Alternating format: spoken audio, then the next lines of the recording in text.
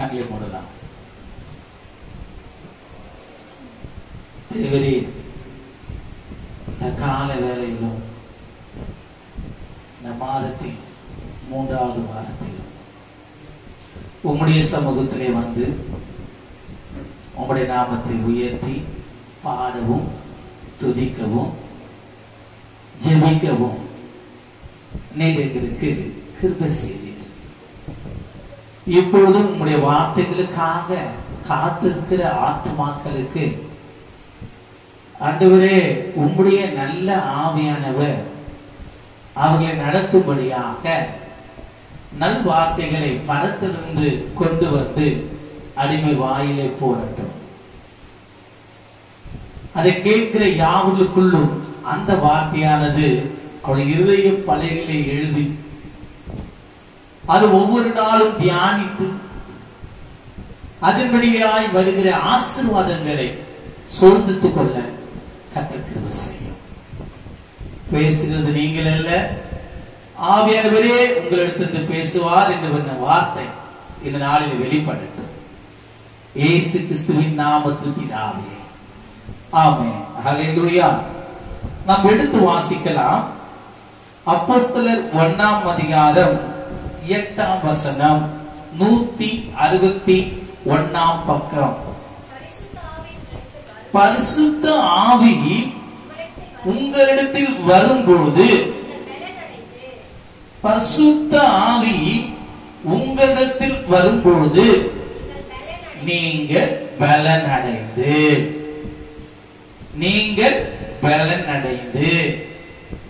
அடுத்த காரியம், எருசலேமிலும் யூதேயா முழுவதிலும் சமாரியாவிலும் பூமியின் கடைசி பரியந்தமும், பூமியின் கடைசி பரியந்தமும் எனக்கு சாட்சிகளா இருப்பீர்கள். ஹல்லேலூயா. நமக்குள்ளே ஒரு நற்சாட்சி விளங்கும்படியாய் நம்ம செய்ய வேண்டிய ஒரே ஒரு காரியம், பரிசுத்த ஆவியினுடைய ஆளுகைக்குள்ளாக நம்முடைய ஆவி ஆத்மா சரீரத்தை என்ன பண்ணணும்? ஒப்பு கொடுக்கணும்.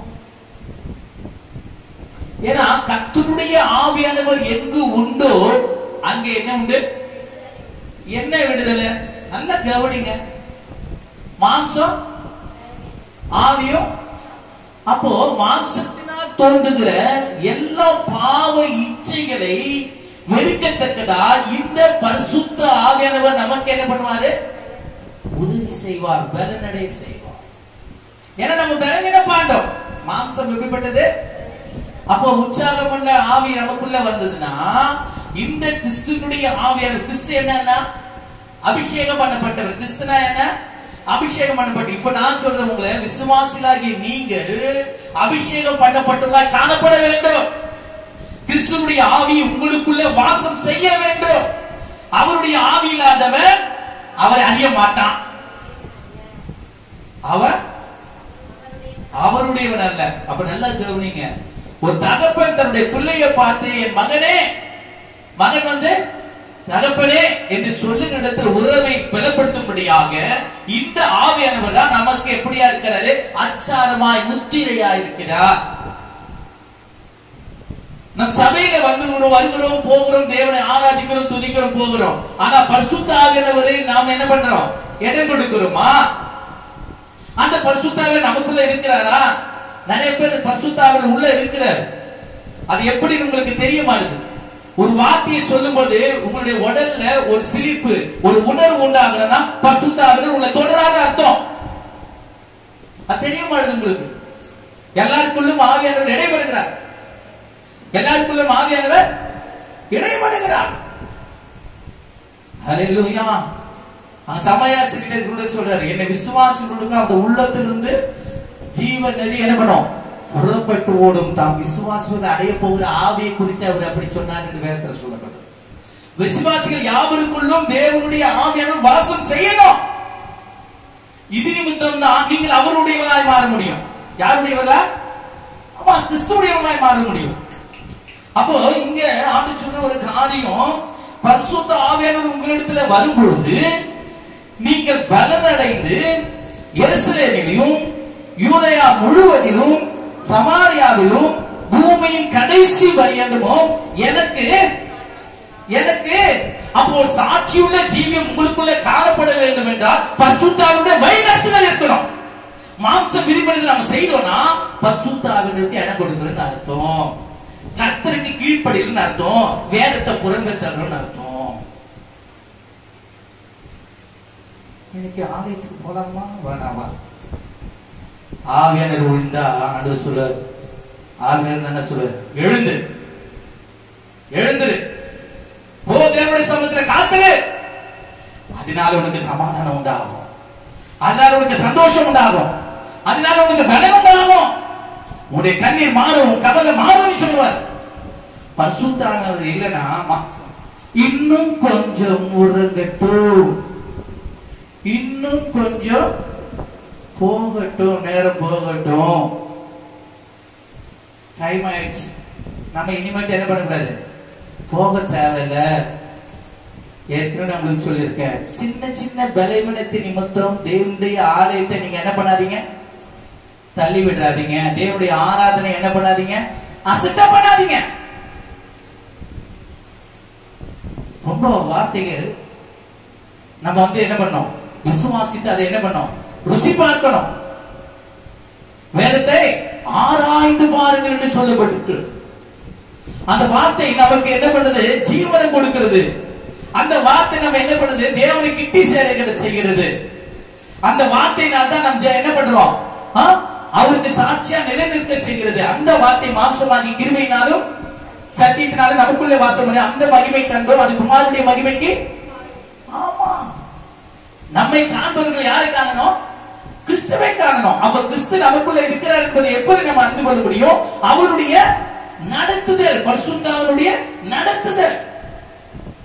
மாம்ச விரும்பினதையே நாம் செய்து நம்முடைய அவயங்களை, நம்முடைய சரீரங்களை என்ன பண்றோம், கெடுத்துக் கொள்கிறோம்.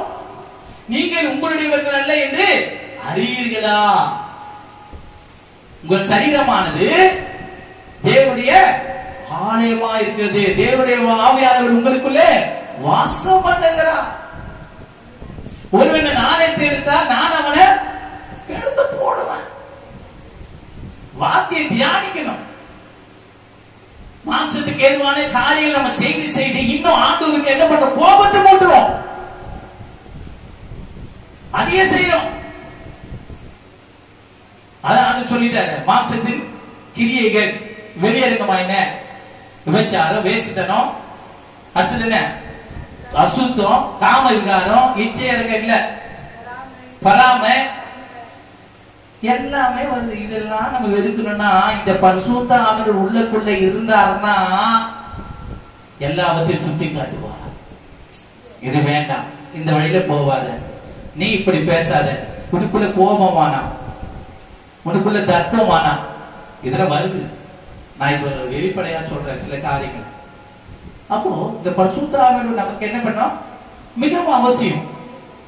எல்லாருக்குள்ளும் அந்த ஆவியானவர் இருக்கிறார். அவர் என்ன பண்றது, அவர் வெளிப்படுத்த உங்களுக்கு என்ன பண்ணல, நீங்க இடம் கொடுக்க மாட்டீங்க. அல்லேலூயா. அப்ப பாருங்க, இவங்க பேசின காரியங்கள் எல்லாமே நம்ம பார்க்கும் பொழுது அவங்க என்ன பண்ணாங்கன்னா, அவங்க பலனடைந்தவங்களா இருக்கிறார். 2ஆம் அதிகாரம் 1 - 4 வசனங்களை நாம் வாசிக்கும் பொழுது, பெந்தெகோஸ்தே என்னும் நாள் வந்த போது அவங்க எல்லாரும் வருமானப்பட்டு ஓரிடத்தில் வந்திருந்தார்கள். அப்பொழுது பலத்த காற்று அடிக்கிற முழக்கம் போல வானத்திலிருந்து சடிதியாய் ஒரு முழக்கம் உண்டாகி அவர்கள் உட்கார்ந்திருந்த வீடு முழுவதையும் நிரம்பிற்று. அல்லாமலும் அக்கினிமயமான நாவுகள் போல பிரிந்திருக்கும் நாவுகள் அவர்களுக்கு காணப்பட்டு அவர்கள் ஒவ்வொரு மேலும் வந்து அமர்ந்தது. பற்பல பாசைகள், அந்நிய பாசைகள் தேவன் அவர்களுக்கு என்ன பண்ணாரா, மொழிந்தருளினாராம். அல்லேலூயா, அல்லேலூயா. என்ன நடந்தது அப்படி பாருங்க. அவங்க எல்லோரும் பரிசுத்த ஆவியினால் நிரப்பப்பட்டு ஆவியானவர் தங்களுக்கு எல்லாருக்குள்ளும் வரங்கள் இருக்கிறது. அது உங்களால் வெளிப்படுத்தவில்லை. ஏனென்றால் மாம்சத்தின் கிரியைகள் உங்களுக்குள்ள அது பேலன்ஸ் செய்கிறதுனாலே ஆவியானவருக்கு எல்லாருக்கும் வர இருக்கு, ஜெபிக்க வர இருக்கு, வேத வசனங்களை படிக்க வர இருக்கு. ஓகேங்களா? மற்றவங்களை குறித்த ஒரு பாரம், உங்களுக்குள்ள தேவ அன்பு இருக்கு, அதுல வெளிப்படுத்த உங்களுக்கு முடியும். ஏன்னா மாம்சம் அடிக்கடி என்ன பண்ணுது? பலவீனப்படுத்துது. அந்த பலவீனத்தை மாற்றத்தை உன்னத பலனை பெற்றுக்கொள்ள முடியாது. இந்த காலங்களில் தேவன் உங்களோடு கூட பேசுகிறார். அல்லேலூயா. ஆவியானவருக்கு இடம் கொடுங்க. ஆவியானவர் சகலத்தையும் அறிந்தவர். அவர் தேவனுடையதை அவர் நமக்கு என்ன பண்ணுவார்? வெளிப்படுத்துவார், எச்சரிப்பார், கண்டித்து நடத்துவார். அவருக்கு பிரியமானதை நமக்கு என்ன பண்ணுவார்? சொல்லிக் கொடுப்பார், ஜெபிக்க வைப்பார். அல்லேலூயா. தேவ வசனங்களை உவரித்து காட்டுவார். அல்லேலூயா. அவருக்கு மறைவானது ஒன்றுமே இல்லை. அல்லேலூயா. அவங்க எல்லாரும் பரிசுத்தாவினால் நிரப்பப்பட்டு ஆவியானவர் தங்களுக்கு தந்தருளின வரத்தின்படியே வெவ்வேறு பாஷைகளிலே பேச தொடங்கினார்கள். 16-18 தீர்க்கதரிசியாகிய யோவேலினால் உரைக்கப்பட்டபடியே இது நடந்திருக்கிறது. கடைசி நாட்களில் நான் மாம்சமான யாவர் மேலும் என் ஆவியை ஊற்றுவேன். அப்பொழுது உங்கள் குமாரரும் உங்கள் குமார்த்திகளும் தீர்க்க தரிசனம் சொல்லுவார்கள். உங்கள் வாலிபர் தரிசனங்களை அடைவார்கள். உங்கள் மூப்பர் சொப்பனங்களை காண்பார்கள். என்னுடைய ஊழியக்காரர் மேலும் என்னுடைய ஊழியக்காரிகள் மேலும் அந்நாட்களிலே என் ஆவியை ஊற்றுவேன். அப்பொழுது அவர்கள் தீர்க்க தரிசனம் சொல்வார். நல்ல கரந்தடி எல்லாருக்குள்ள தேவ வரம் அவருடைய ஆவியால் உங்களுக்கு கொடுக்கப்பட்டிருக்கிறது. அதை நீங்க மறுக்காதீங்க. அதுக்கு தேவையானவருக்கு இடம் கொடுங்க. அல்லேலூயா. ஆவியானவர் உங்களுக்குள்ள வரும்போது உங்களை பேச்சு மாறும், உங்களை நடத்த மாறும், உள்ளுக்குள்ள இதயத்தில் ஒரு மகிழ்வு உண்டாகும். அல்லேலூயா. ஆண்டவருக்கு இடம் கொடுங்க, ஆண்டவருக்கு கொடுங்க. அந்த ஆவியானவர் எப்படிப்பட்டவர், யாருக்குள்ள இருந்தால் அந்த ஆவியானவர் நமக்குள்ள எப்படி வந்து வாசம் பண்ணுவார் என்பதை நாம் பார்க்கும் பொழுது ஏசியா தீர்க்கதரிசி இயேசு கிறிஸ்துவை குறித்து முன்னறிவிக்கப்பட்ட காரியங்களை நாம் பார்க்கும் பொழுது 817 பக்கம் ஏசியா 11 அதிகாரம் 2 வசனத்திலே நாம் வாசிக்கிறோம். 817 பக்கம் ஏசியா 11 வசனம். ஞானத்தையும் இந்த ஆவியானவர் நல்ல கவனிங்க, கிறிஸ்துவுக்குள்ள இருக்கிறது நமக்குள்ள இருக்க போகிறது. கவனிங்க, ஞானத்தையும் உணர்வையும் அருளும் ஆவியையும் ஆலோசனையும் பலனையும் அருளும் ஆவியும் அறிவையும் கர்த்தருக்கு பயப்படுகிற பயத்தையும் அருளும் ஆவியும் ஆகிய கர்த்தருடைய ஆவியானவர் அவர் மேல் தங்கி இருப்பார். நல்ல கரந்தட்டி ஆண்டவர் நாமத்தை உயர்த்துவோமா? கிறிஸ்துவனுடைய ஆவி உங்களுக்குள்ளே இருந்தால் தேவ ஞானம் விலை உண்டாகும், உணர்வு உண்டாகும். அது மாத்திரமல்ல, ஆலோசனைகள் உண்டாகும், பிறக்கும். அது மாத்திரமல்ல, உங்களுக்குள்ள என்ன உண்டு? அறிவு உண்டாகும். கர்த்தருக்கு பயப்படுகிறீங்க. ஹல்லேலூயா. கர்த்தருடைய ஆவியானவர் உங்களுக்குள்ள வாசம் செய்யணும். அவர்தான் சகலத்தையும் அறிந்தவர், அவர்களை நல்வழி நடத்துகிறவர். ஹல்லேலூயா.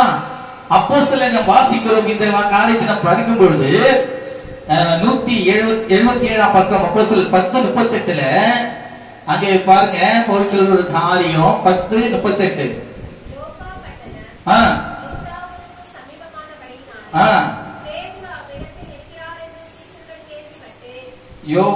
அப்போஸ்தலர் 10:38ங்களா? நல்ல கவனிங்க. நசரேயனாகிய இயேசுவை தேவன் பரிசுத்த ஆவியினாலும் வல்லமையினாலும் அபிஷேகம் பண்ணினார். தேவன் அவரோடு கூட இருந்தபடினாலே அவர் நன்மை செய்கிறவராயும் பிசாசுடைய வல்லமையில் அகப்பட்ட யாவரையும் குணமாக்குறவராயும் சுற்றி திரிந்தார். நல்ல கருத்தை ஆண்டவர் நாமத்தை உயர்த்துங்க. நல்ல நல்ல நல்ல நல்ல நல்ல அந்த கிறிஸ்துவுடைய ஆவி உங்களுக்குள்ளே இருந்தார்னா அவர் எப்படி உங்களை வல்லமையா எடுத்து பயன்படுத்துமா? அல்லேலூயா. தேவன் உங்களோடு கூட இருப்பதனாலே அவர் நன்மை செய்கிறவர்களாக இருப்பீர்கள். பிசாசுடைய வல்லமைகளை யாவரையும் விடுவிக்கிறவர்களாக காணப்படுவீர்கள். அல்லேலூயா, அல்லேலூயா.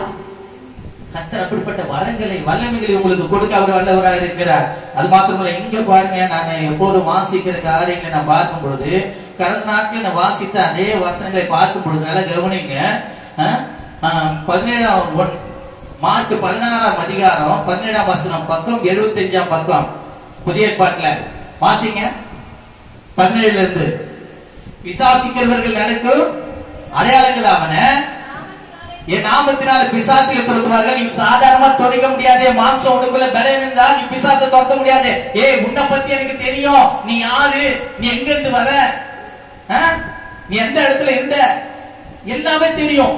அசுத்த ஆவிக்கெல்லாம் அவ்வளவு சீக்கிரம் என்ன பண்ண முடியாது, நம்ம எஸ்கேப் ஆகவே முடியாது.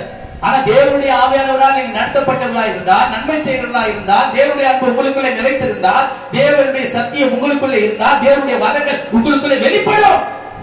அதனால ஒரே வார்த்தையா சொல்லிட்டார், விசுவாசிக்கிறவர்களால் நடக்கும் அடையாளங்களாவன, என் நாமத்தினால் பிசாசுகளை துரத்துவார்கள், நவமான பாஷைகள் அந்நிய பாஷை பேசுவீர்கள், வரங்கள் உங்களுக்கு கொடுக்கப்படும், பேசுவார்கள், சர்ப்பங்களை எடுப்பார்கள், சாவுக்கேதனை யாதொன்றை குடித்தாலும் அவர்களை சேதப்படுத்தாது, வியாதிசர்கள் கைகளை வைப்பார்கள், அப்பொழுது அவர்கள் சொஸ்தமாவார்கள். ஹல்லேலூயா. தேவன் வரங்களை கொடுக்க ஆயத்தமா இருக்கிறார். அதை பெற்றுக்கொள்ள நீங்கள் ஆயத்தமா இல்லை. மாம்சம் விரும்பினதையே செய்து பரிசுத்த ஆவியானவர் என்ன பண்றீங்க, தூரப்படுத்துறீங்க. அது பயங்கரமான சில காரியங்கள். ஹல்லேலூயா.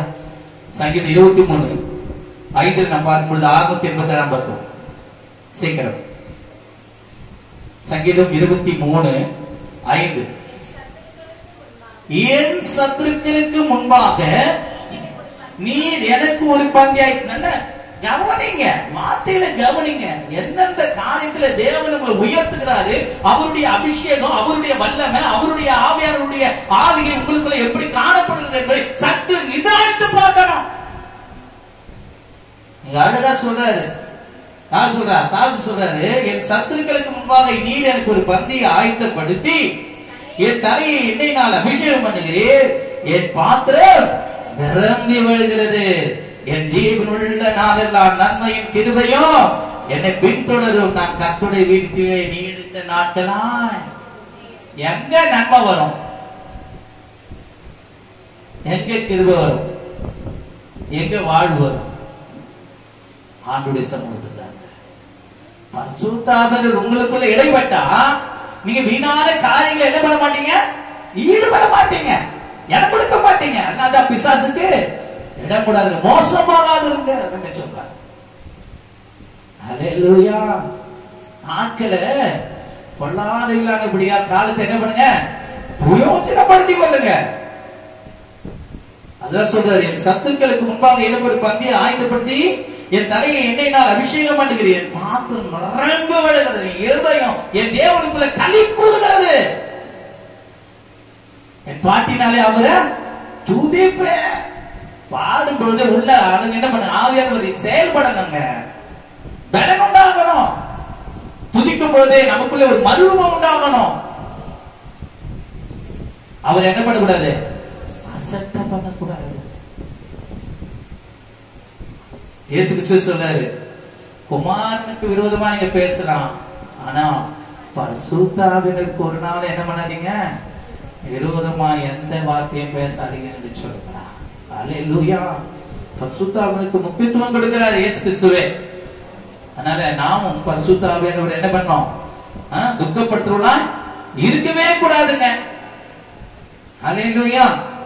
இன்னொரு காரியம் சொல்லப்பட்டிருக்கு, 1 யோவான் 326ஆம் பக்கம் இருங்க. 326ஆம் பக்கம் பழைய ஏற்பாட்டுல, புதிய ஏற்பாட்டுல 1 யோவான் 2ஆம் அதிகாரம் 20ஆம் வசனம். யாரால அபிஷேகம் பண்ணப்பட்டு,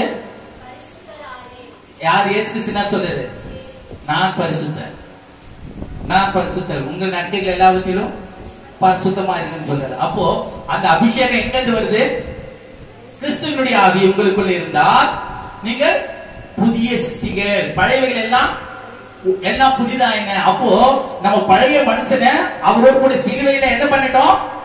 அடக்கம் பண்ணிட்டோம். இப்ப கிறிஸ்து மரித்தாருன்னா நான் மரிச்சிருக்கேன் கிறிஸ்துக்குள்ளாக. இப்ப நான் பிழைச்சிருக்கேன்னா கிறிஸ்துக்குள்ளாக பிழைச்சிருக்கேன், அபிஷேகம் பண்ணப்பட்டவருக்குள்ள. ஹல்லேலூயா. இந்த நம்பிக்கை நமக்குள்ள பெருகுனுங்க. ஆவியானவருக்கு இடம் கொடுக்கலன்னா அந்த சபை வேஸ்ட்ங்க, ஊழியக்காரன் வேஸ்ட். இன்னும் அவங்க என்ன இருக்கு? பிசாசுடைய கிரியைகளுக்கு இடம் கொடுத்திருக்காங்க. ஆத்துமாக்களை குறித்த ஒரு பாரம் பரிசுத்தவான்களுக்குள்ள இருக்கும். ஹல்லேலூயா.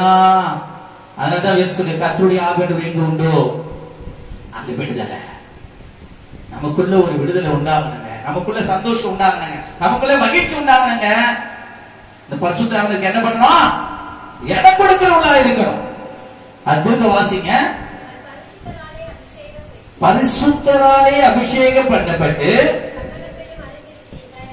என்னது என்னது சகலத்தையும். ஹல்லேலூயா. தூதர்களே ஆச்சரியப்படுவாங்களாம். தூதர்களே ஆச்சரியப்படுற இடத்துல தேவனுடைய ரகசியம் பரிசுத்த ஆவியானவரை கொண்டு உங்களுக்கு வெளிப்படுத்துவதா இருக்கிறது. நல்ல கரத்தை ஆண்டு நாமத்தை உயர்த்துவோமா? ஹல்லேலூயா, ஹல்லேலூயா, ஹல்லேலூயா. அது துக்கப்படுத்தக்கூடாது. நீங்க பரிசுத்தராலே அபிஷேகம் பெற்று சகலத்தையும், உங்களுக்கு எதுவும் மறைவில்லைங்க, அவர் உங்களுக்கு வெளிப்படுத்துவார், எபிக்க கற்றுக் கொடுப்பார், வேதத்தை ஆராய சொல்வார், நேரத்தை வீணா என்ன பண்ணக்கூடாது, கழிக்க கூடாது என்று சொல்வார். ஹல்லேலூயா. அதே காலத்தில் பாருங்க, 27ஆம் வசனத்தை வாசிக்கும் பொழுது, நீங்கள் அவராலே பெற்ற அபிஷேகம், யாராலே? கிறிஸ்துவாலே. நீங்கள் அவரால பெற்ற அபிஷேகம் உங்களில் நிலைத்திருக்கிறது. ஒருவரும் உங்களுக்கு என்னங்க விஷயம் இது? சகலத்தையும் அறிவீங்களா? ஒருவரை என்ன பண்ண கூடாது? உங்களுக்கு போதிக்கிற அளவுக்கு அவங்க ஞானம் இல்லைன்றாங்க. உலக ஞானம் வேஸ்ட்டுங்க. பரத்தில் இருந்து வருகிற ஞானமே முக்கியம், உத்தமம். அது உங்களுக்குள்ள வேணுமா?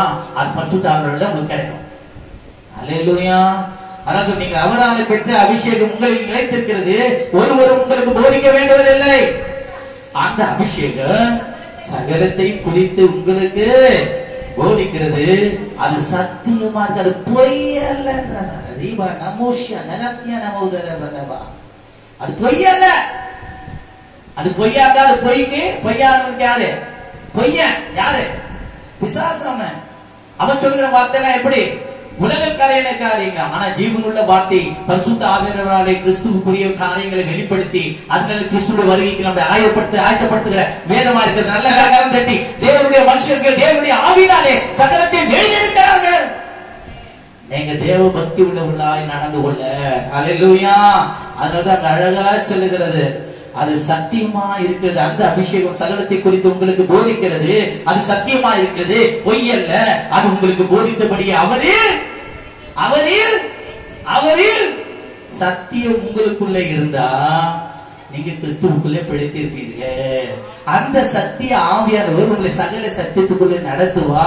பாவத்தை குறித்து, நீதி குறித்து, நியாயத்தீர்ப்பை குறித்து இந்த உலகத்தில் உங்களை இது செய்யாத, இது பேசு, இந்த வழியில போ.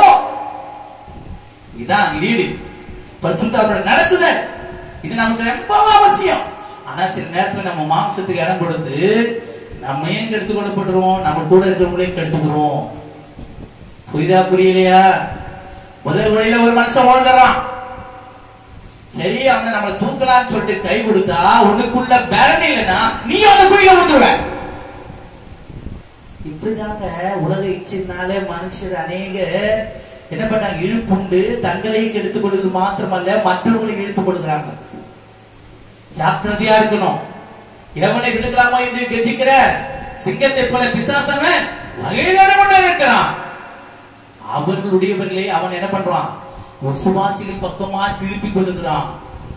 விசுவாசிகள் அவங்க சில பலவீனம் அவங்களுக்குள்ள காணப்பட்ட அந்த பலவீனத்தை கொண்டு அவன் என்ன பண்றான், அவர்களை தம் வசமாயாக்கி கொள்ளுகிறான். கிறிஸ்துவுக்கு பகைக்கிறாங்க, வாக்குகிறான். தேவனுடைய பிள்ளைகளே, நாம் யாருக்கு இடம் கொடுக்கிறோம்? பிசாசுக்கு இடம் கொடுக்கிறோமா, பரிசுத்த ஆவியானவருக்கு இடம் கொடுக்கிறோமா? ஹல்லேலூயா. ஜாக்கிரதையா இருக்கணும், ஜாக்கிரதையா இருக்கணும். ஹல்லேலூயா. ரோமர் 5:5 212 இருக்கும். சீக்கிரம். மேலும்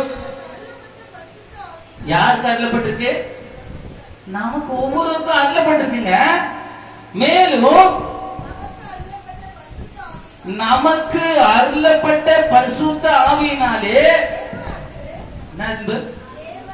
என்னென்ன காரியங்க அவர் அறிந்து கொள்வோம், சத்தியத்தை அறிந்து கொள்வோம், சகலத்தை அறிந்து கொள்வோம், அறிவடைவோம், நன்மை செய்வோம், பொல்லாத வழிக்கு திரும்புவோம். இங்கே சொல்லப்பட்டிருக்கு. மேலும் நமக்கு அருளப்பட்ட பரிசுத்த ஆவியினாலே தேவ அன்பு நம்முடைய இருதயங்களில் தேவ அன்பு உனக்குள்ள இருந்தா உன் சகோதரனை பகைக்க மாட்டேன். அல்லேலூயா. உன்னை அல்லாத பிற ஜனங்களையும் நேசிக்க தேவனுடைய அன்பு உனக்குள்ள இருக்கு. அந்த அன்பை ஊற்றுகிறவர் பரிசுத்த ஆவியானவர். தேவ அன்பு உனக்குள்ள இல்லைன்னா இந்த பரிசுத்த ஆவியானவர் உனக்குள்ள எப்படி? நம்ம தேவ அன்பு உனக்குள்ள தேவன் உங்களுக்குள்ள இல்லைன்னு சொல்ற அதே வார்த்தை பரிசுத்த ஆவியானவர் உனக்குள்ள இருந்தா தேவன் உன் அன்பு உனக்குள்ள எப்படி இருக்கும்? பூர்ணப்பட்டிருக்கும். பூர்ணம். இப்ப ஒரு பையன் மார்க் எடுக்கிறான், அவன் கேட்டா உனக்கு பாஸ் மார்க் வாங்கினா போதுமா அப்படின்னு கேட்டா சொல்லிடுவாங்களா? ஒத்துப்பீங்களா? பெற்றோர்கள் அதுக்கு உங்களுக்கு மகிழ்ச்சியா இருக்குமா? இல்ல இல்ல, என் பிள்ளை என்ன பண்ணும், இன்னும் அதிகமான மார்க் எடுக்கணும். ஆண்டவர் கிருபையானா அவன் 90 மேல 99 எடுத்தா கூட 100 எடுத்தா கூட நான் சந்தோஷப்படுவேன். அதே மாதிரி தான் கிறிஸ்து உங்களுக்குள்ளே அவர் 100 இருக்கணும்னு சொல்லிட்டு விரும்புகிறார். அதற்கு நீங்க இடம் கொடுங்க. அப்படிப்பட்ட அன்பு உங்களுக்குள்ள பூரணப்பட்டிருக்கணும். அது ஆவியானவரால் தான். அப்ப உங்களுக்குள்ள இடத்துல என்ன ஆயிடுது? தேவ அன்பு பரிசுத்த ஆவியானவரே நீங்க இடம் கொடுக்காதனால, தேவ அன்பு உங்களுக்குள்ள இல்லாதனாலே சிலரை நீங்க என்ன பண்றீங்க? பகைக்கிறீங்க. இது நிமித்தம் நீங்க யாருக்கு பகைக்கிறாங்க? ஆண்டவருக்கு பகையா மாறுறீங்க. இப்போது சிஸ்டர் சொன்னாங்க, நீங்க என்ன பகைக்கல, நீங்க ஆண்டவர் பண்றீங்க. அவர் சொல்றாரு, உங்களை யாரு தள்ளுறாங்களோ அவங்க என்ன தள்ளுறாங்க, யார் உன்னை வெறுக்கிறாங்களோ அவங்க என்னை வெறுக்கிறாங்க. யார் உன்னை ஏற்றுக்கொள்கிறார்களோ அவங்க என்னை ஏற்றுக்கொள்கிறாங்க, யார் உன்னை ஏற்றுக்கொள்ளலையோ அவங்க நான் என்னை ஏற்றுக்கொள்ளுகிறேன். அல்லேலூயா. கிறிஸ்துவின் ஆவியினாலே அன்பு நமக்குள்ளே பூரணப்பட்டிருக்கும். அந்த அன்பினாலே அநேகரை நம்ம என்ன பண்ணுவோம்? இழுத்துக் கொள்ளுவோம். அன்னைக்கு ஊழியக்காரர் சொன்னாரு, அந்த அன்பினாலே அவங்க விசாரிங்க, அவங்க அந்நியரா நினைக்காதுங்க, அவங்களுக்கு ஏதாவது உதவி செய்யுங்க, அப்படின்னா தேவனுடைய நாமத்தை உயர்த்த முடியாது, அவங்க அறிந்து கொள்ள முடியாது. சபைக்கு என்ன பண்ணாங்க? அழைத்து கொண்டு வாங்கன்னு சொன்னார். அல்லேலூயா. எல்லாவற்றையும் நான் கிரியேட் பண்றப்ப என்ன பண்ணுவேன்? பாப்பேன், நன்மையானதை எடுத்துக்கொள்வேன். அல்லேலூயா. அவைகள் உங்களுக்கு தூரமா இருக்கக்கூடாது என்று நான் சொல்லிக் கொடுக்கவும் அதுக்கு என்ன பண்ணுவேன்? தயாராக. அல்லேலூயா. இப்ப பாருங்க, மேலும் நமக்கு அருளப்பட்ட பரிசுத்த ஆவியினாலே தேவ அன்பு நமக்குடைய இருதயத்திலே ஊட்டப்பட்டிருக்கிறபடினால் அந்த நம்பிக்கை நம்மை வெட்கப்படுத்தாது. கீழே சொல்லப்பட்டிருக்கு, அன்றியும் நாம் பலனற்றவர்களாய் இருக்கும் போதே குறித்த காலத்தில் கிறிஸ்து அக்கிரமக்காரருக்காக மரித்தார். நீதிமானுக்காக ஒருவர் மரிக்கிறது நல்லவனுக்காக அரிது. நல்லவனுக்காக ஒருவன் மரிக்கிறது துணிவான். நாம் பாவிகளா இருக்கையில் கிறிஸ்து நமக்காக மரித்ததினாலே தேவன் நம்மேல் வைத்த தமது அன்பை, எப்படிப்பட்ட அன்பு? பாவத்தின் சம்பளம் மரணம். அந்த மரணத்தின் அதிகாரியாக பிசாசனை தம்முடைய மரணத்தினாலே ஜெயித்து அந்த அன்பை நமக்கு வெளிப்படுத்திருக்கிறார். அந்த அன்பை நாம் மறப்போமானால் இன்னும் நாம் தேவனை அறியவில்லை அர்த்தம். ஹல்லேலூயா. பரிசுத்த ஆவியானவரை நாம் தக்க வைத்துக் கொள்ளும் போது தேவனுடைய அன்பு நமக்குள்ளே பூரணப்படும். நாம் ஒருவரை பகைக்க மாட்டோம், ஒருவரை எப்படி மட்டும் பண்ண மாட்டோம், அசட்டை பண்ணவே மாட்டோம். ஹல்லேலூயா. 8ஆம் அதிகாரம், ரோமர் 8ஆம் அதிகாரம் 14-17 சீக்கிரம். மேலும் எவர்கள் தேவனுடைய ஆவியினாலே நடத்தப்படுகிறார்களோ அவர்கள் தேவனுடைய புத்திரராக இருக்கிறார்கள். ஏன்னா தேவன் செய்கிற எல்லா காரியங்களும் அவங்க அறிந்து கொள்வார்கள். தேவனுடைய அன்பின் நகரம் ஆழம் உயரம் என்னதென்று அறிந்த பரிசுத்த ஆவியானவர் உங்களுக்குள்ளே வாசமா இருக்கிறபடினாலே நீங்கள் யாருடைய பிள்ளைகள்? தேவனுடைய பிள்ளைகளாக இருக்கிறீர்கள். அந்தபடி திருப்பவும் பயப்படுவதற்கு நீங்கள் அடிமைத்தனத்தினால் பிசாசின் பிள்ளைகளாய் இராதபடிக்கு. அடிமைத்தனத்தின் ஆவியை பெறாமல் அப்பா பிதாவை என்று கூப்பிடுகிற பண்ணுகிற புத்திர சுவிகாரத்தின் ஆவியை பெற்றீர்கள். நாம் தேவனுடைய பிள்ளைகளாக இருக்கிறோம் என்று, நாம் தேவனுடைய பிள்ளைகளா இருக்கிறோம் என்று ஆவியானவர் தாமே நம்முடைய ஆவியினோடு கூட சாட்சி கொடுக்கிறார். நல்ல கரஞ்சட்டி ஆண்டு நாமத்தை உயர்த்துவோமா. ரீபா லாமா ரமோஷா நகத்யா நமோதர பதமக்கலவதரவதரவா. இயேசு கிறிஸ்து நமக்காக பரிந்து பேசுகிறார். இந்த பரிசுத்த ஆவியானவர் நமக்காக வேண்டுதல் செய்கிறார். அல்லேலூயா, அல்லேலூயா. இந்த பரிசுத்த ஆவியானவருக்கு இடம் கொடுக்கலன்னா நான் பிசாசுக்கு இடம் கொடுக்கலன்னு அர்த்தம். நம்ம நன்மை செய்ய முடியாது. தெய்வ அன்பு நமக்குள்ள இருக்க முடியாது. சத்தியத்தை அறிந்து கொள்ள முடியாது. அறிவும் புத்தியும் வெளிப்படாதே. அல்லேலூயா. பாருங்க, நாம் பிள்ளைகளானால் சுதந்திரமாமே.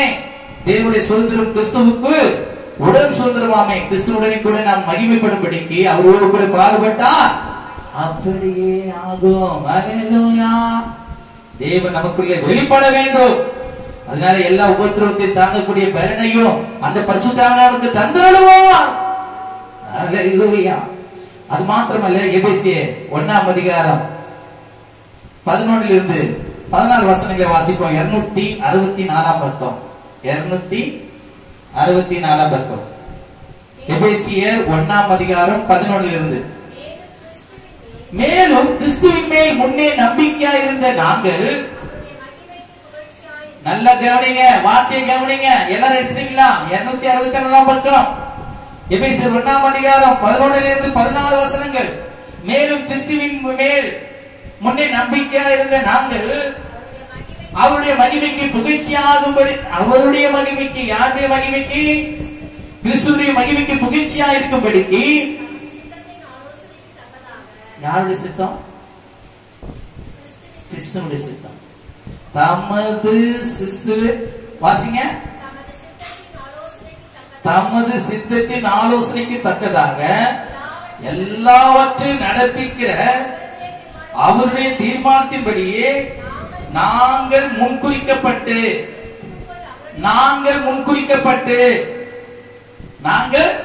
உலகத்தில் எத்தனையோ பேர் இருக்கலாம், ஆனா அதிலிருந்து உங்களை முன்குறிக்கப்பட்டு கிறிஸ்துவுக்குள் அவருடைய சுதந்திரமாகும்படி தெரிந்து கொள்ளப்பட்டோம். நீங்களும் உங்கள் ரட்சிப்பின் சுவிசேஷமாகிய சத்திய வசனத்தை கேட்டு விசுவாசிகளான போது வாக்கு தத்தம் பண்ணப்பட்ட பரிசுத்த ஆவியான் அவருக்குள் முத்திரை போடப்பட்டீர்கள். நல்ல கரந்தட்டி ரீபா நாமா துரா நாமா சியாலவா கலாகடா தியால ரோசத் கலவரபோதியாலவரபரா. அல்லேலூயா. கிறிஸ்து உங்களுக்குள்ள இருக்கிறார் என்பதை அநேகர் அறிந்து கொள்ளும்படியாய் நீங்கள் பரிசுத்த ஆவியானவராலே முத்திரை போடப்பட்டீர்கள். அவருக்கு சொந்தமானவர்கள். நல்ல கவனிங்க. புரிதா புரியலையா? அவருக்கு சொந்தமானவர்கள். பாரு, அவங்க அப்பா மாதிரியே பண்றா. பாரு, அவன் அம்மா மாதிரியே பண்றா. சொல்றாங்களா சொல்லியா? அல்லேலூயா. கிறிஸ்துவுடைய சாபம் உங்களுக்கு என்ன பண்ணும்? வெளிப்படும். கிறிஸ்துவுடைய சுபாவம், சாயல், தன்மை எல்லாமே வெளிப்படுங்க. இது நிமித்தம் நீங்கள் யாரு? கிறிஸ்துடையவர்கள் என்பதை, அவருடைய புத்திரர் என்பதை, அவருடைய பிள்ளைகள் என்பதை விளக்கும்படியாய்தான் தேவன் உங்களுக்கு என்ன பண்ணிருக்காரு? அப்படிப்பட்ட ஆவியை உங்களுக்கு கொடுத்திருக்கிறார். அல்லேலூயா.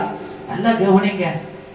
அவருக்கு சொந்தமானவர்கள் அவருடைய மகிமைக்கு புகழ்ச்சியாக மீட்கப்படுவார்கள் என்பதற்கு ஆவியானவர் நம்முடைய சுதந்திரத்தின் அச்சாரமாயிருக்கிறார். அல்லேலூயா. அவர் தான் நமக்கு கேரண்டி கொடுக்கிறவர். அவர் தான் நம்ம அடையாளமா வைக்கிறவர். அல்லேலூயா. அவர் நம்ம என்ன பண்ணக்கூடாது? அசட்டை பண்ணக்கூடாது. அல்லேலூயா. அவர் நம்மை அலங்கரிப்பார். பரிசுத்த ஆவியினாலே நம்மை அலங்கரிப்பார். அல்லேலூயா.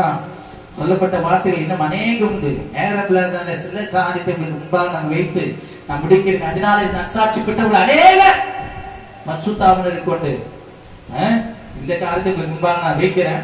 எபேசியர் 4ஆம் அதிகாரம், அதே எபேசியர் 4ஆம் அதிகாரம் 30-33 வசனங்களை நாம் வாசிக்கும் பொழுது, அன்றையும் நீங்கள் மீட்கப்படும் நாளுக்கென்று எப்படி முத்திரப்பட்டிருக்கீங்க? கிறிஸ்துவின் வருகைக்கு ஆயத்தமாகும்படியான மீட்கப்பட்ட நாளுக்கு முத்திரையால் பெற்ற தேவனுடைய பரிசுத்த ஆவியானவரை என்ன பண்ணக்கூடாது? என்ன பண்ணக்கூடாது? இன்னைக்கு ஆராதனை வரலையா? ஆண்டவர் துக்கப்படுவார், பரிசுத்த ஆவியானவர் துக்கப்படுத்துவார். அல்லேலூயா. இன்னைக்கு ஜெபத்துக்கு வரலையா? பரிசுத்த ஆவியானவர் துக்கப்படுத்துவது. அல்லேலூயா. ஆண்டவர் பரிசுத்த ஆவியானவர் என்ன பண்றீங்களோ அது ஆண்டவர் துக்கப்படுறதுக்கு காரணம். அல்லேலூயா. பாருங்க, அன்றையும் நீங்கள் மீட்கப்படும் நாளுக்கென்று முத்திரையால் பெற்ற தேவனுடைய பரிசுத்த ஆவியை துக்கப்படுத்தாதீர்கள். சகல விதமான ஐயோ போறான், ஐயோ போட்டு அப்புறமா அப்படியே போலாம் பார்த்தானா அவ்வளவுதான். கசப்பே கூடாது. கசப்பான வேற பிடிங்கணும்.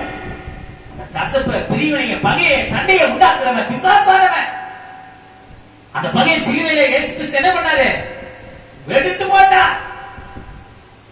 பிதாவோடு கூட ஒருமனமாகும்படியால் ஆதாம் ஏவாள் செய்த அந்த ஒரு பிளவு கிறிஸ்துவின் ரத்தத்தினாலே, அவருடைய சரீரத்தினாலே நமக்கு என்ன பண்றது?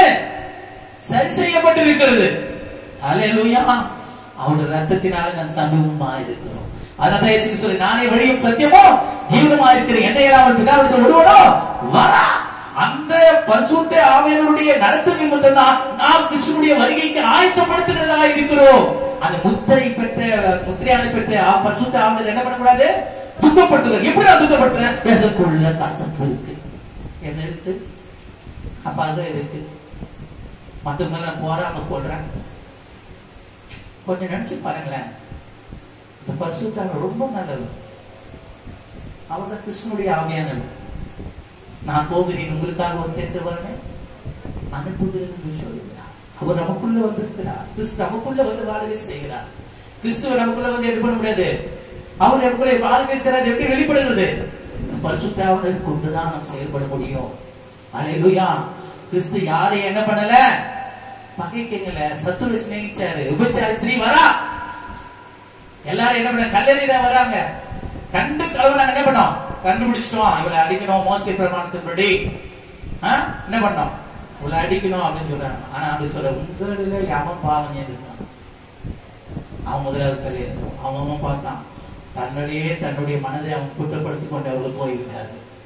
ஏசு சொல்லி கேட்கிறாங்க, எல்லாரும் போயிட்டாங்க, நீங்க என்ன பண்றீங்கன்னா, நான் மற்றவங்களை ரசிக்கதான் வந்தேன், ஆத்மீய தீர்க்க வரல. அதாவது கிறிஸ்துவின் அன்பு. நம்ம மற்றவங்களையும் பகைக்கணும். அவன் திருடனா, அவனுக்கு கர்த்தருடைய திருப்ப முடியுதா? திருப்பு. ஆனா அவனை கூட என்ன பண்ணாத? மத்தவங்கிட்ட போய் குறை சொல்லாத.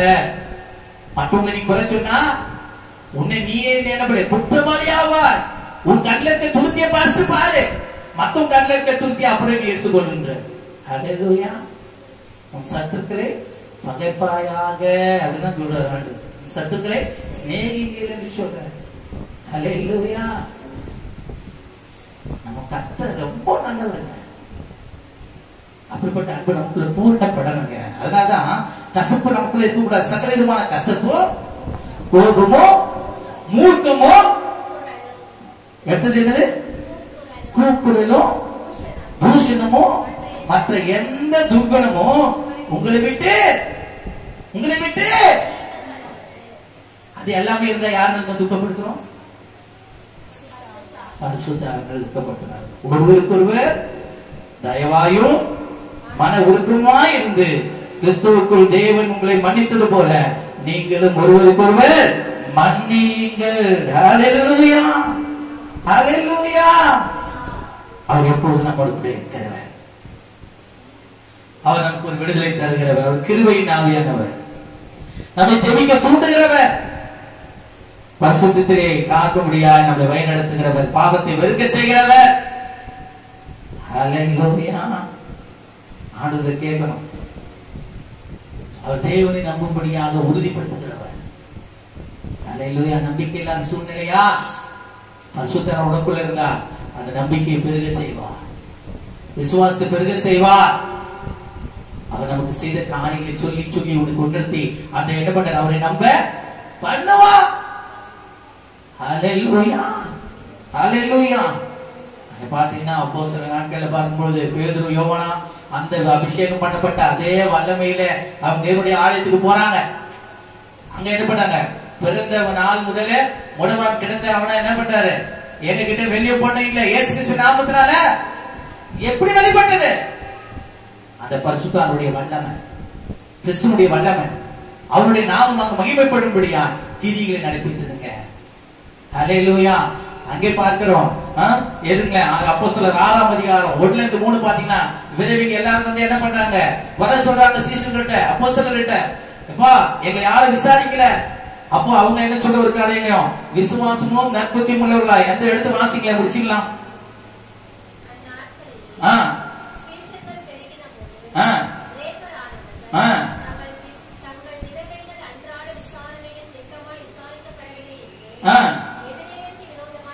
முறுமுறுத்தார்கள்.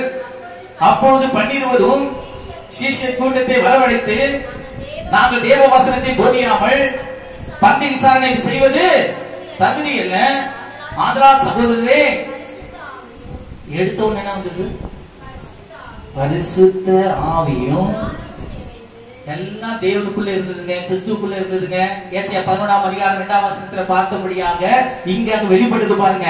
ஆதலால் சகோதரரே, பரிசுத்த ஆவியும் ஞானமும் நிறைந்து அவங்க எப்படியா இருப்பாங்க, சமரியாவிலும் யூதேயாவிலும் எங்க எப்படியா இருப்பாங்க, அப்ப அந்த சாட்சி இங்க வெளிப்படுது பாருங்க. அவர்கள் சகோதரரே, பரிசுத்த ஆவியும் ஞானமும் நிறைந்து நற்சாட்சி பெற்றிருக்கிற 7 பேர் உங்களில் தெரிந்து கொள்ளுங்கள், அவர்களை இந்த வேலைக்காக ஏற்படுத்துவோம் என்று சொல்லுகிறார். ஹல்லேலூயா. 4ஆம் வசனத்தை நாம் வாசிக்கும் பொழுது, நாங்களோ ஜெபம் பண்ணுவதிலும் வேத வசனத்தை போதிக்கிற ஊழியத்திலும் இடைவிடாமல் தெரிந்திருப்போம். இந்த யோசனை சபையார் எல்லாருக்கும் தெரியுமா இருந்தது. விசுவாசமும் பரிசுத்த ஆவியும் நிறைந்தவனாகிய ஸ்தேவானையும். ஒரே ஒரு காரியங்களை பார்க்கும் பொழுது மற்ற எல்லாமே அவ யாரு கூட இருந்தது, பவுல் கூட பர்னபா இருந்தார். நல்ல நிறைய காரியங்களை பார்க்கும் பொழுது அங்கே பாருங்க, அந்தியோகிய பட்டணத்தாகிய நிக்கோலோவை எல்லாரும் நான் சாட்சி பெற்றவர்கள் தான். பிலிப்பு பரிசுத்தரோட ஒத்தாட்சி பெற்று அந்த என்ன அந்த யார் மந்திரி, எந்த மந்திரியை போய் பிடிச்சாம. ஹல்லேலூயா. அவ பாருங்க ஒவ்வொரு காரியம் அவன் எழுந்து போனான். எத்தியோப்பியா மந்திரி அவன் என்ன பண்ணா, ரட்சிப்புள்ள நடத்தினான் பிலிப்பு. அப்ப பாருங்க, இந்த பரிசுத்தாவிலும் நற்சாட்சி பெற்றவர்களா இருந்த ஸ்தேவான் தான் முழுமையா காட்டப்பட்டிருந்தது. அப்போ ஸ்தேவான் வந்து தேவனுடைய எப்படியா பெற்றிருந்தான், தேவனுடைய ஆவியை பெற்றிருந்தான். அந்த பரிசுத்த ஆவியின் அவனுக்குள்ள இருந்ததாக நற்சாட்சி விளங்கினது. 8ஆம் வசனத்தை வாசிக்கும் பொழுது, ஸ்தேவான் விசுவாசத்திலும் வல்லமையினாலும் நிறைந்தவனாய் ஜனங்களுக்குள்ள பெரிய அற்புதங்களையும் அடையாளங்களையும் தானா செய்ய முடியுமா? மாம்சத்துக்கு எதிரான காரியங்களை செய்ய முடியுமா? முடியாதுங்க. 10ஆம் வசனம், அவன் பேசின ஞானத்தையும் அறிவையும் எதிர்த்து நிற்க அவர்களால் கூடாமல் போயிற்று. அல்லேலூயா. 7ஆம் அதிகாரம் 56ஆம் வசனத்தில் நாம் வாசிக்கும் பொழுது பாருங்க, அவனுடைய சாட்சி எப்படி இருக்காங்க. அதோ வானங்கள் திறந்திருக்கிறதையும் மனுஷகுமார் தேவனுடைய வலதுபாசத்தில் இருக்கிறதையோ காண்கிறேன் என்றான். அல்லேலூயா. உன்னத பலங்க, உன்னத வரங்க. அது மாத்திரமல்ல, தேவனுடைய வார்த்தை உங்களுக்குள்ள பலமா நிரூபிக்கும். அப்படிப்பட்ட வார்த்தை உங்களுக்குள்ள நற்சாட்சி விளக்கும்படியா தேவனுடைய கிருபை செய்யணும். அல்லேலூயா. பேதுரு அதே பரிசுத்த ஆவியுடைய ஒத்தாசை கொண்டு அவன் எழுந்து பேசினான். 3000 பேர் 5000 பேர் ரட்சிக்கப்பட்டார்கள். அல்லேலூயா. பிலிப்பு எழுந்து போனான். எத்தியோப்பியா மந்திரி மாத்திரமல்ல, அநேக அற்புதங்களை அடையாளங்கள் செய்தான். அவனேகர் என்ன பண்ண, ரட்சிப்புள்ள நடத்தினான். அந்த பரிசுத்த ஆவியர் உங்களுக்குள்ள இருக்கிறார்னா அவருக்காக ரத்த சாட்சியா மரிக்கவும் அவர் உங்களை ஆயத்தப்படுத்துவார். அல்லேலூயா, அல்லேலூயா. எங்க வீட்லயே நான் சேர்த்து படைக்கிறேன். ஆண்டவருக்காக எப்போ நான் ரத்த சாட்சியா மறிப்பேன். அது உங்களுக்குள்ள என்ன ஓடினே இருக்கு இல்லைங்க. இந்த பரிசுத்த ஆவியர் உங்களுக்குள்ள இருந்தாருன்னா அந்த பக்தி வைராக்கியத்தை உங்களுக்குள்ள ஊட்டுவாருங்க. அல்லேலூயா. நம்ம அப்படியே அவரை எழுந்திருப்போமா, ஆண்டவரே எனக்கு உதவி செய்யுங்கப்பா என்று கேட்போமா. ஹல்லேலூயா, ஹல்லேலூயா, ஹல்லேலூயா. ரிபலா மாஷனா தரா மனா மதா ரபா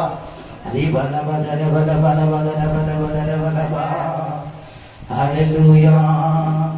என்னை நிரப்பும் இயேசு தெய்வமே, இந்த நிரப்பும் உந்தன் ஆவியா.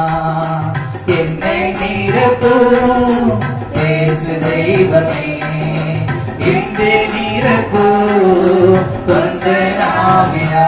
ஆமென். என்னை நிரப்பும். ஆமென். உந்தன் ஆவியா. தீகரை ஓட்டி மோகரை போட்டும் வரனே மாறுமே. தீகரை ஓட்டி மோகரை பலனே மாறுமே. ஆவி அன்பா நிரப்பும் ஆவி மாறுமே. ஆமென் ஆமென். ஆற்றலை கொடுத்து